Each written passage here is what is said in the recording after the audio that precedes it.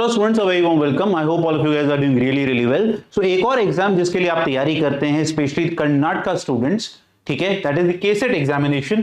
This is a quick detailed analysis of what happened in KSET for the last 5 years so that you can prepare and revise accordingly at your end to get a very good rank at KSET. KSET और COMET दोनों ही कर्नाटका के colleges हैं. I have already prepared analysis for COMET. Link is in the description box. You guys can go and check.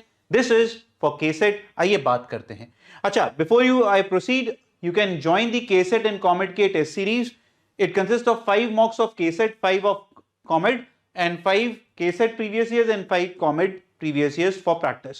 The paper tonality or difficulty, I should say, is same, but yes, the weightage of the chapters in both the exams is very different, so please prepare accordingly.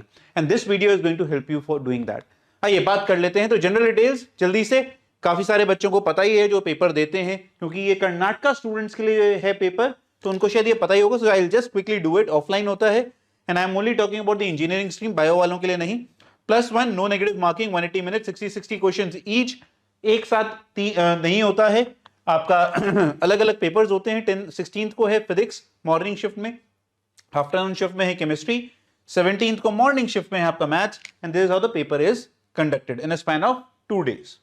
Now KSET is predominantly class 12th biased, और इसमें paper में जो level है या फिर जो syllabus decide होता है, that is decided by your NCERT, because NCERT text book he follow करी जाती है.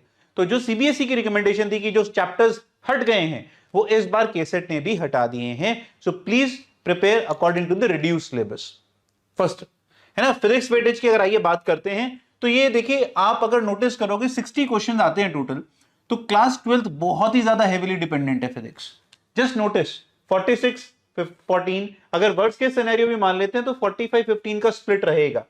कौन सी यूनिट अगर क्लास 12th ज्यादा आएगी तो ऑब्वियस ही बात है इलेक्ट्रोमैग्नेटिज्म की वेटेज बहुत ज्यादा हाई हो जाती है. आउट ऑफ 60, 26 क्वेश्चंस लास्ट 3 साल में आए हैं.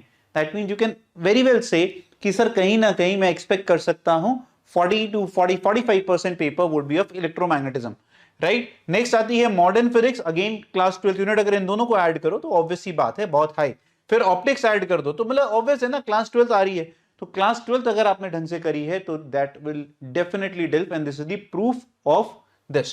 चैप्टर्स की बात करते हैं. टॉप 4 चैप्टर्स ऐसे जो कि बहुत ज्यादा रेगुलर इंटरवल पे पूछे जा रहे हैं बार बार, that are current electricity, electrostatics, magnetic effect of current, ray optics. अच्छी बात यह जो जेई के एस्पिरेंट हैं वो भी इन्हीं चैप्टर्स पे थोड़ा ज्यादा फोकस करते हैं. तो जनरली हमने नोटिस करा है कि अगर कोई भी स्टूडेंट जो KSET में अच्छा परफॉर्म करता है वो जेई में भी परफॉर्म कर रहा होता है, क्योंकि उनका शिफ्ट कम होता है ना, क्योंकि वो इसी चीज को मेंटेन करता हुआ चला जाता है. क्लास 12th के ही सारे टॉपिक्स आपको यहां देखने को मिलेंगे, बट अगर आप इन 4-5 जो ऊपर के चैप्टर्स आ रहे हैं उन्हें ढंग से कर लें तो it is a very very simple thing to crack KSET. Paper का डिफिकल्टी लेवल भी हाई नहीं होता है. 11th के चैप्टर्स आपको हमेशा नीचे की पाइपलाइन में देखेंगे. ग्रेविटेशन हमारे यहाँ कितना इंपॉर्टेंट है जेई मेंस में, यहां पर आप देखो एक क्वेश्चन आ रहा है, and there are not 25 question, there are 60 question that come in the physics paper. Chemistry की वेटेज की बात करते हैं. अच्छा, केमिस्ट्री में you have to understand that there are lot of chapters this year which will not be asked. क्या मतलब है, आके बात करता हूं. फिर से वही क्लास 12th 45, एक साल ऐसा आया था 23rd जहां पर ये हिल गया था वेटेज. हमारे पास एक क्वेश्चन नहीं आया था तो हम उसको आइडेंटिफाई नहीं कर पाए. बट मोर इंपॉर्टेंटली अगर आप नोटिस करोगे तो यहां पर फिजिकल और ऑर्गेनिक पहले से ही काफी अच्छी पूछी जा रही है. ये थोड़ा सा अलग ट्रेंड था जो जेई मेन से हटके था, कि भाई फिजिकल ऑलरेडी प्रीडोमिनेटेड थी इस पर्टिकुलर पेपर में, जो कि शायद इस साल हमें जेई मेंस में देखने को मिली. तो people who are good at physical और उन्हें जरा जो रोटे लर्निंग वाले चैप्टर्स होते हैं इनऑर्गेनिक के, उनसे प्रॉब्लम होती है, तो यहां पर ऑलरेडी वेटेज काफी कम थी. तो अगर मैं वेटेज की बात करता हूं, जो चैप्टर्स हैं, जैसे अब इनऑर्गेनिक तो पूरी हट गई, जबकि इनऑर्गेनिक के P block is the second most important chapter according to 2024, but अब वो हट गया.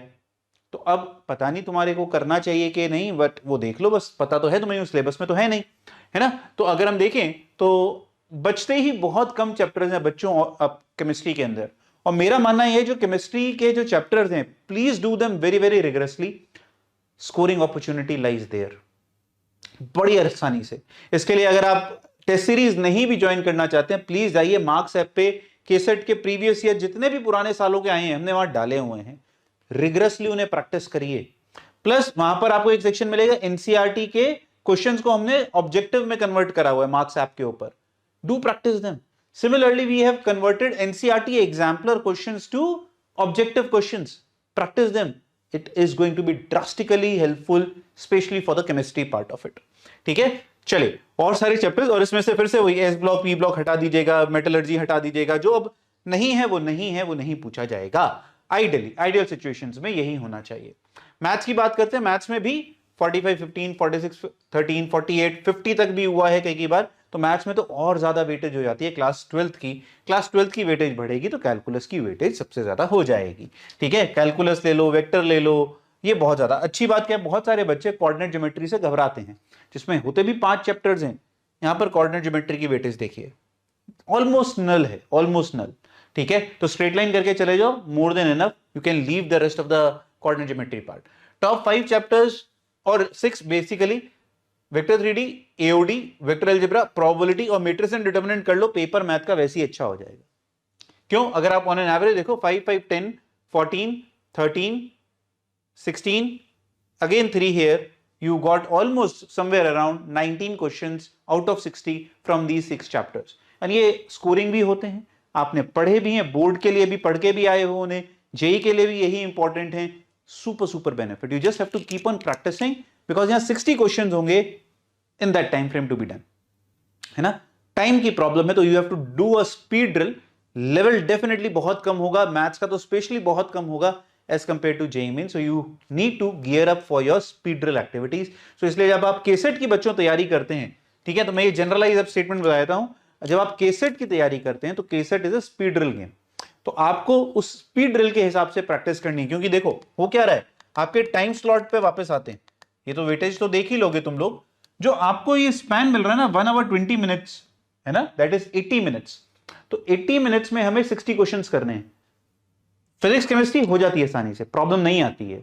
मैथ्स में प्रॉब्लम फेस होती है, क्योंकि जितना भी आसान क्वेश्चन पूछें, doing 60 questions with in 80 minutes is a challenge. And if you can do it, believe me, a well rank is for sure available at KCET, and there are really good colleges under KCET, best being RV. तो RV अगर college मिल गया तो यार तुम्हें पता है कि आप एक बहुत बढ़िया, एक सिक्योर फ्यूचर में एंटर कर गए हैं. तो please do let me know what are the problems with respect to KCET you are facing, so that we guys can come up or maybe help you. But make sure marks app पे जाके time वे में practice करना शुरू कर दीजिए. God bless, bye bye, keep working, keep smiling, paper फोड़ना है.